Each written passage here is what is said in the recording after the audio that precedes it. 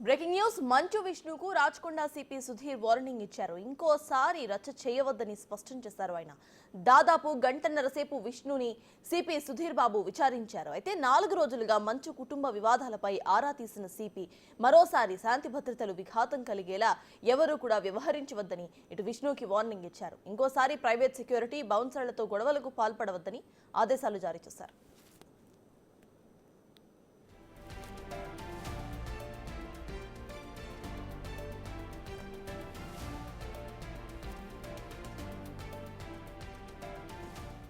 సమస్యలు ఉంటే ఇంట్లో పరిష్కరించుకోవాలి, కానీ గొడవలు చేయవద్దని సిపి సున్నితంగా వార్నింగ్ ఇచ్చారు.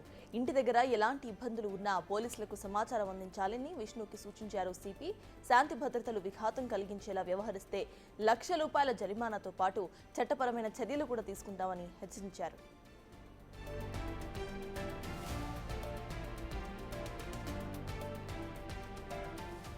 విచారణ సందర్భంగా మనోజ్ ఫిర్యాదుపై కూడా విష్ణును విచారించినట్లుగా తెలుస్తోంది. జల్పల్లిలోని ఫామ్ హౌస్ లో తన ప్రైవేట్ సెక్యూరిటీని పంపించాలని విష్ణును ఆదేశించారు సిపి.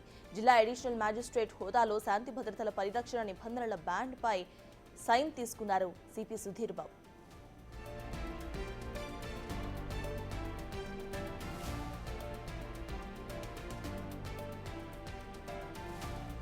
2024 డిసెంబర్ 11 ఉదయం 10 గంటల 30 నిమిషాలకు తమ ముందు హాజరు కావాలని రాచకొండ పోలీసులు ఆదేశాలు జారీ చేశారు. అయితే పోలీసుల నోటీసులను హైకోర్టులో సవాల్ చేసిన మోహన్ డిసెంబర్ 24 వరకు వ్యక్తిగత హాజరు నుంచి మినహాయింపును పొందారు మోహన్ బాబు.